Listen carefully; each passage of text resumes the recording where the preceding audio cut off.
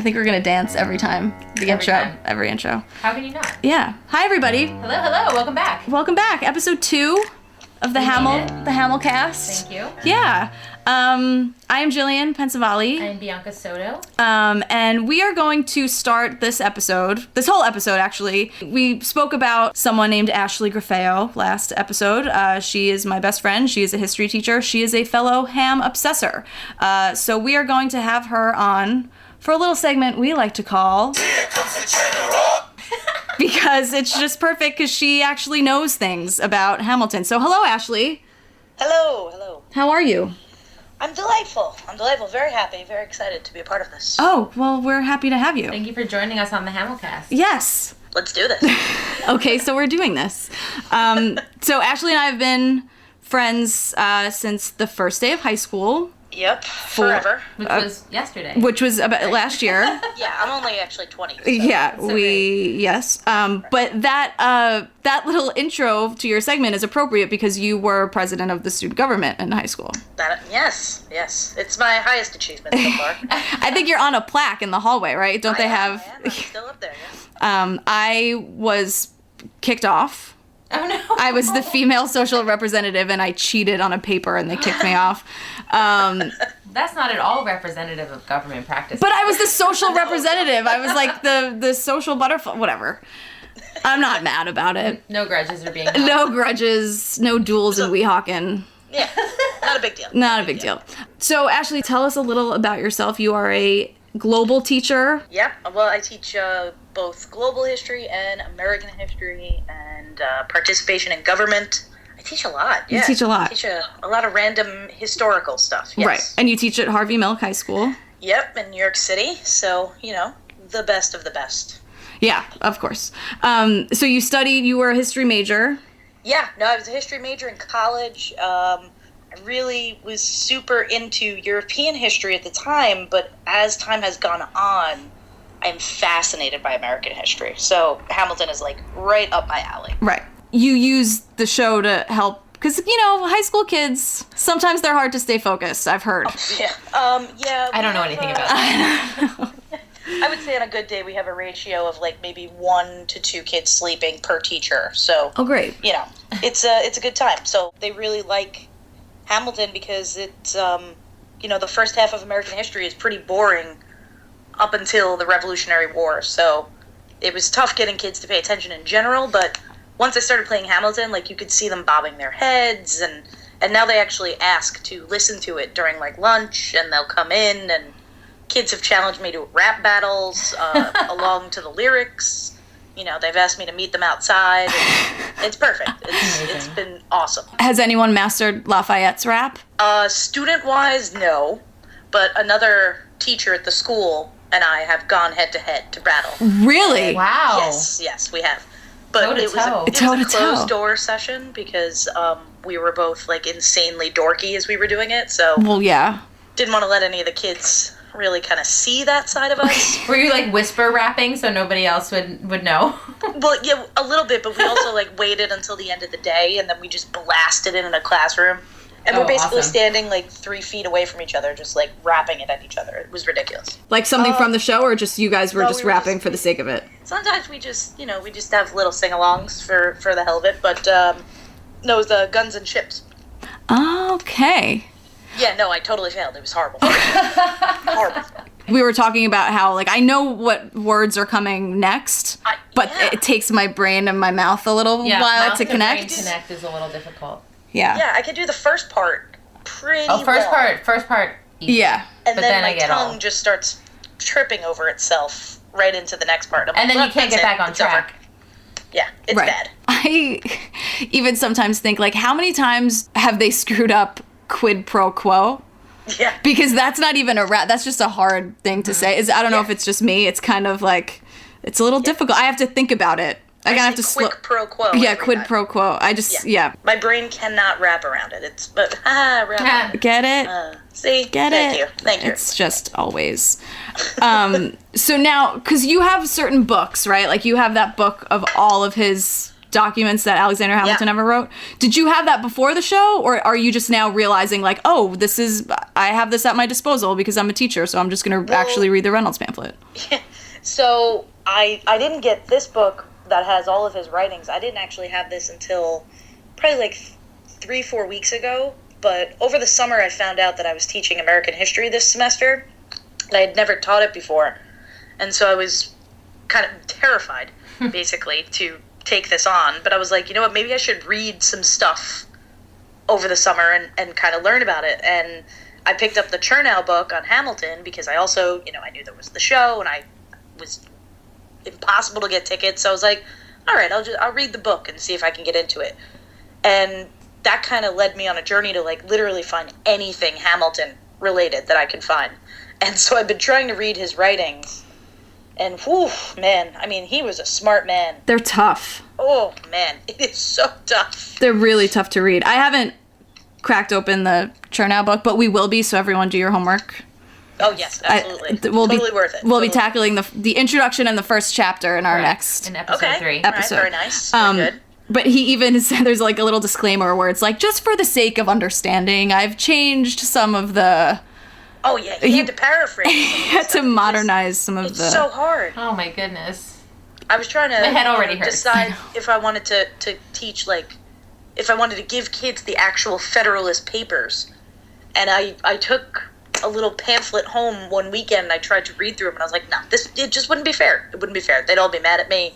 They'd revolt. It would be terrible. You were saying this, and another teacher friend of mine who teaches high school history and like basically everything else, but he was saying too about the Federalist Papers, like, and also these are the questions I ask people now. Have you ever read the Federalist Papers? This is what my life is. It's a conversation. It's a great way to, yeah. But he was saying, and you had mentioned too, that there's just so much in it that you almost have to do research. Like, who are they talking about? Whose side are they on? What is going on? Yeah, absolutely. I mean, there's so many other, tons of minutia within those letters, like, references to local issues. And, Hamilton wrote his when he was back in New York. So, he was writing them to the people of New York State to try and get their support to ratify the Constitution. So it's like he brings up these little minute details, but it's also, he's so arrogant. He writes them anonymously, but he types his name as Publius.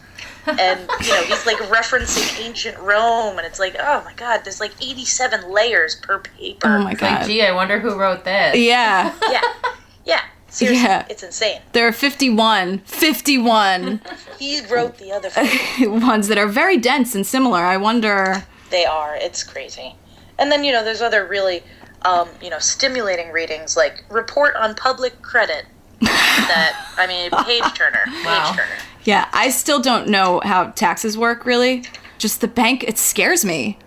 Yeah. Maybe because I don't really have any money, but it just feels like I feel like I'm doing it wrong all the time. I feel like if we had money, it would be even harder because then we'd have to figure out what to properly do with it. Right. Oh my gosh, I wouldn't even... That's a nice way to look at it. Like, oh It's yeah. an optimistic way to look at it. We're protecting ourselves. It's true. In the long run. It's all part of the plan. Yep. So what are some, and this is not Lynn, because I know you're listening, this isn't like a jab or a dig at all in any way, but there are some technical historical inaccuracies for the sake of the storytelling. Are there any that stand out to you, Ash? Like, I know we mentioned a little bit in the last episode that Hamilton actually wasn't working with Washington anymore when Washington resigned, but he did write those documents. Is that true? He wrote the farewell address. It's pretty, it's, I guess in the show, and, for the sake of, art, they had to make, Hamilton is like a protege to Washington, and that was absolutely true. He was a protege, but he definitely didn't appreciate Washington the way that you're led to believe in the show that he might have. He was kind of always like this reluctant mentee, and he was like, he had this chip on his shoulder, which I think Lynn does very well. Yeah, don't call me son. But, he really kind of never, I don't think he, and I mean, I'm making a big assumption here, but it seems that based on everything that I've read that he didn't really appreciate the fact that George Washington was his mentor, but he absolutely understood, like, his responsibilities towards him. And so, even when he wasn't a Secretary of Treasury anymore, he led a battalion, I think, during the Whiskey Rebellion. To remind them of his love?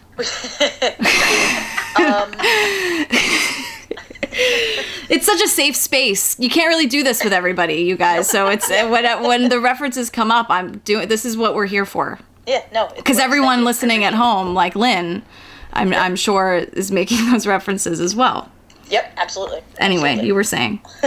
No, but, he understood that as, like, a founding father of the nation, he had responsibilities, and those responsibilities included, like, sucking it up and doing stuff that maybe you didn't want to do. The fact that maybe you didn't want to leave the secretary position or, come back and keep helping after he wasn't there anymore. Right. But he did it, and because he was... that's the one thing about Hamilton. Like, he completely understood, I think, his role in shaping this country, and he took that very, very seriously. Right. Which is very evident when you look at anything. The fact that his writings, the book with his writings, is like 1,000 pages long. Like, that's no joke. The guy wrote an insane amount of information, about starting a country. How great is that? And he was quite a looker. If we're, If we're getting to the real important details. Yeah, he was well known for his sexual prowess, in fact. So we've heard. I know, and I was kind of surprised about that. And this is actually an interesting segue into the relationship between Ham and John Lawrence. Ooh, yes. Which, and again, I haven't seen it yet. Bianca, maybe you can chime in. I don't know if they reference that or act that in any way. No, I don't think that they do at all, because it would have stood out to me before I learned of this information. Yeah. Well, actually, here's the information. Okay. In case people are lost. There are some letters. Look it up. Yes. It's like the first thing when you Google Hamilton Lawrence, letters is the first suggestion from Google. The letters that they sent back and forth to each other, they had a lot of affection for each other, which I understand. You're building a country with the bonds that you form with these people. I get. But there's some letters where he's basically like, oh, Eliza's a nice girl, but I love you. And so many, in 15 zillion words, because it's Hamilton, but... Right, yes. 20 pages later. 20 pages later. So there's been some talk about it. I don't think it matters one way or the other. Not one bit, and I don't think it's at all really touched on in the show. That you just get the sense that they are in this together, and they're obviously fighting for the same goal. Right. But nothing they beyond write essays against slavery. Exactly. So. Right, of course. Yeah, they're buddies. But yeah, I don't know how you can not have such a deep affection for these people doing what they were doing. Like, it blows my mind. I can't even imagine. I can't fathom that at all. How do you even start that? Like, what is the conversation? Like, hey, you guys, so we're just going to start this country. Who's in? Like, what is that? It feels so huge. Such a big thing to do. Yeah, it's nuts, too, because not only were they in the process of, like, creating this brand new government, this brand new country and way of life, they were also fighting a war, a pretty horrendous war, as it was. And they were in New York, and New York was actually taken over by the British, so they were here when Manhattan was, under siege. And, I have no point of reference because I've never been in a war. But, I've seen many movies on war, so I think... No, you're qualified. You're totally qualified. But yeah, they form this bond, and I think that might be partially reflective in their letters as well. Yeah. And that being said, too, I really do think he loved Eliza. He did. I do, too, yeah. But it's hard to even comment on it, because we've never been through that, and we never will. How long did it even take letters to get back and forth? Like, the whole process, it has to be so long. It would have been weeks. Yeah. Unbelievable. And we're so impatient now. We're so impatient. Yeah. If somebody doesn't text me back within like 10 minutes, I'm like, well, the friendship's over. They're dead. Yeah, they hate me. That's it. And we have little, those receipts that show you when people read text. There's no, there's just... I had to turn those off because they gave me anxiety, so those are gone now. And it's okay to read a text and not, if you're in the middle of something, but when people see that, they're like, what? Well, it's over. Clearly my, hey, what are you doing later is not as important as I thought it was. How dare they?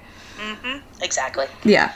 I'm actually looking at some of the letters that he wrote Eliza.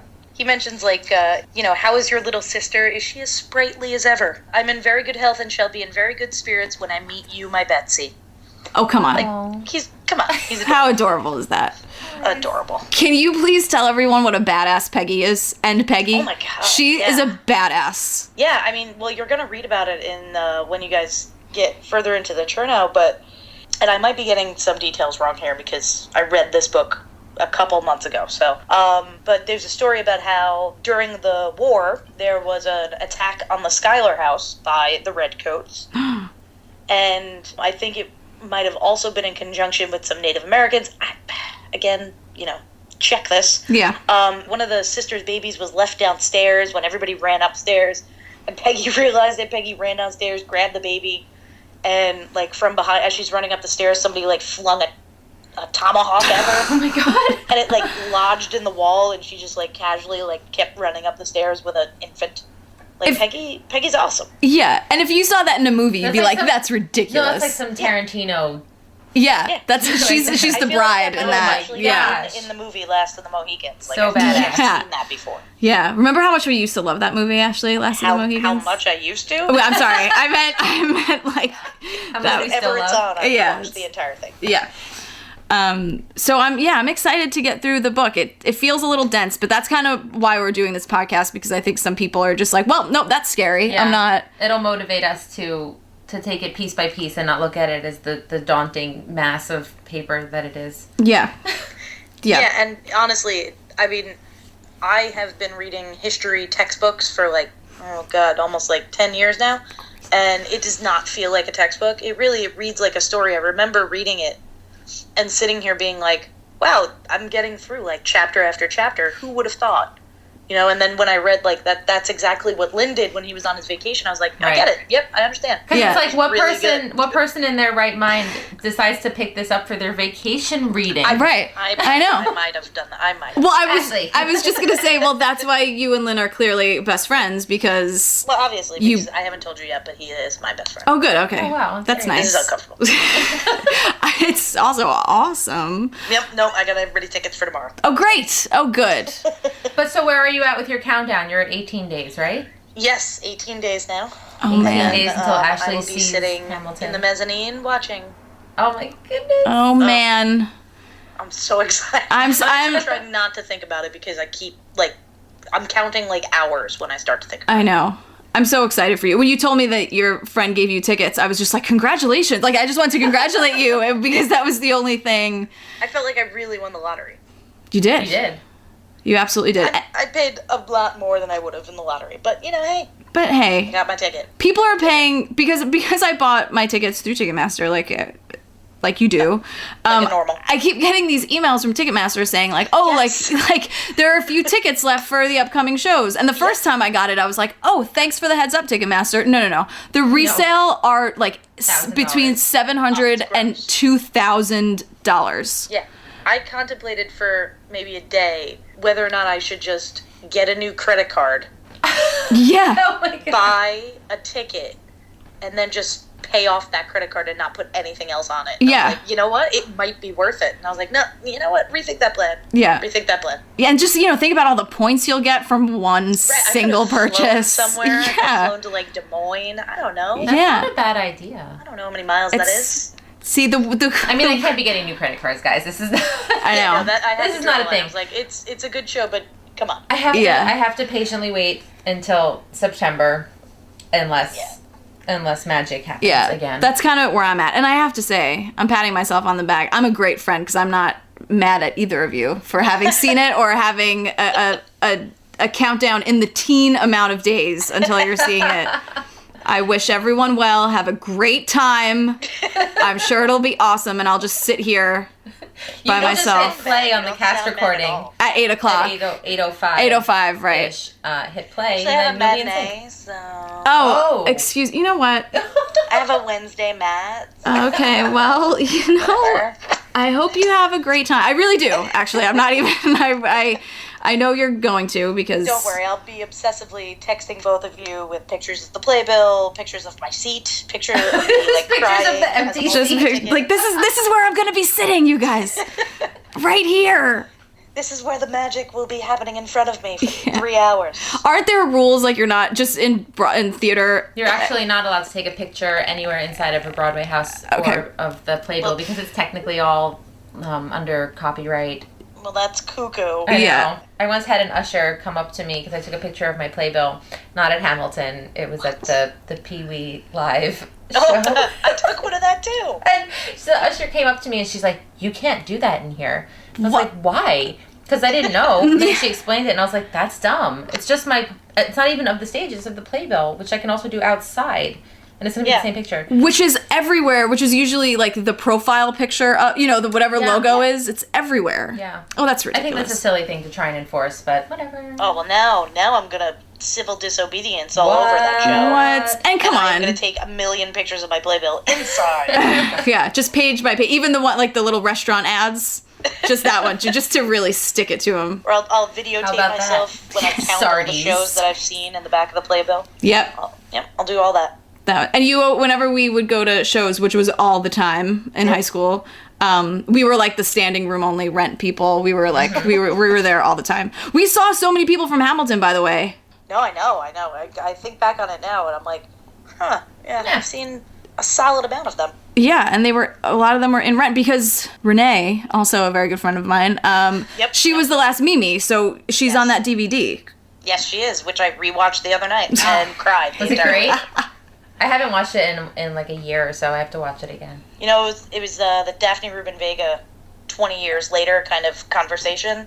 Threw me right back in where I was like, I must watch this. This is necessary. She's the best. We went through, I never left my Daphne Rubin Vega phase. We used to see her at the Cutting Room and Joe's Pub, and all the time we saw her shows. We saw Rocky Horror with Dick Cavett. I cried when we met her. Oh my god, yeah, there are tears in my eyes in the picture with my frizzy hair and braces. You could see the tears. I couldn't form words in front of her. I know. And remember Dick Cavett was like, "You guys care about who I am?" And we were like, "Yeah." He was shocked. He was shocked that we were young, like 16-year-olds, and knew who Dick Cavett was. And we were like, "Yeah, dude.